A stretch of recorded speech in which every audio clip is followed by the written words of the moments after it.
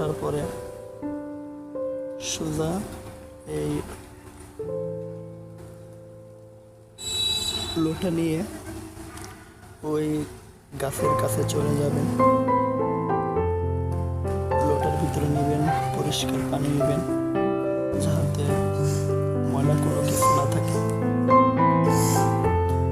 নেওয়ার পরে করবেন কি, ওই গাছের নিচে আপনারা প্রস্রাব করবেন। দিকে হয়ে প্রস্রাব করিয়া ওই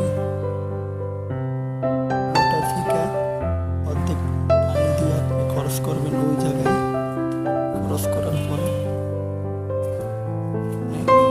আবার ওই জায়গায় দাঁড়াইবেন, দাঁড়াইয়া যে অর্ধেক পানি আছে পানিগুলা গাছের পরে ছিটা মারবেন। ছিটা মারার পরে আপনারা 3টা শব্দ একটা আজিমত আছে, এটা পাঠ করবেন শুধুমাত্র 3বার। আপনি দাঁড়িয়ে শুধু বলবেন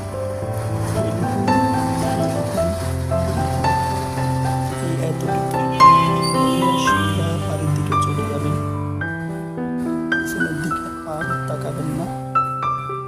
মাত্র 7 দিন এই পর্যন্ত সাধনটা করবেন। কাম হয়ে যাবেন। পৃথিবীর ভিতরে সব থেকে একটা সহজ একটা সাধনা এই হেলিফুল পরীর সাধনা।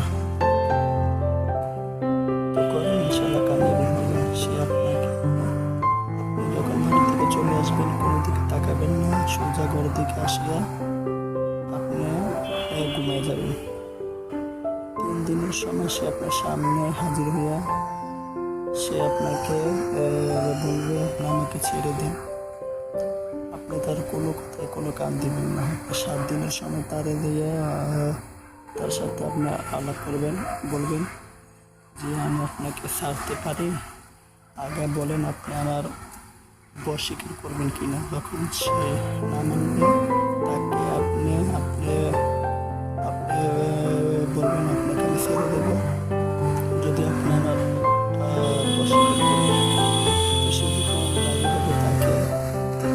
তাকে 3টা কসম দিয়ে দিবেন। যে কসমটা আপনার বাবা দিয়েছে, আমি যখন আসবে এরকমভাবে 3টা কসম দিয়ে দিবেন। তো সে যখন কসম দিবেন, নেওয়ার পরে তার থেকে তাকে কীভাবে আপনি ভাগ দিবেন, পরবর্তী একটা নিশানা নিয়ে নেবেন, সেখানে দিয়ে দেবেন। ইনশাল্লাহ তো এই সাধনা করেন কামিয়াবি হবে। একটা সহজ একটা সাধনা, পরীক্ষিত সাধনা ইনশাল্লাহ। সকলে ভালো থাকবেন। আমার চ্যানেলটাকে সাবস্ক্রাইব করবেন। যারা করবেন অনুমতি নিয়ে কাজ করবেন, পরীক্ষিত সাধনা। আপনার নাম আর মায়ের নাম